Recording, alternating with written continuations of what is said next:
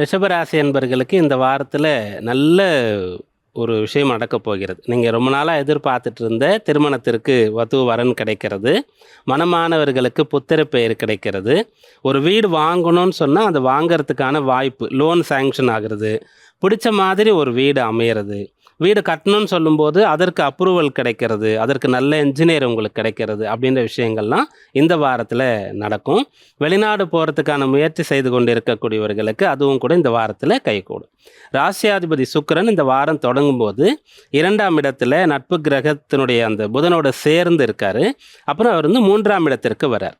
3ஆம் இடம்ன்றது அவ்வளோ சிறப்பு கிடையாது. ஆனால் அந்த இடத்துல உச்சபலம் பெற்றிருக்கக்கூடிய குருவோடு சுக்கிரன் சேருகின்றார்.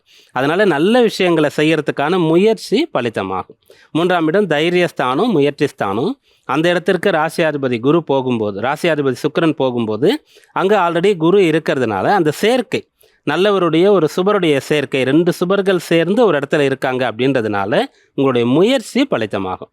அந்த முயற்சி வழக்கமான சாமானியமான விஷயங்களுக்கு செய்கிறத காட்டிலும் விசேஷமான முயற்சியாக இருக்கலாம், ஒரு பெரிய வேலையாக இருக்கலாம். அது நடந்துருச்சுன்னா அது ஒரு முக்கியமானதாக இருக்கும் அப்படின்ற மாதிரி இருக்கலாம். அதை நீங்கள் செய்யலாம்.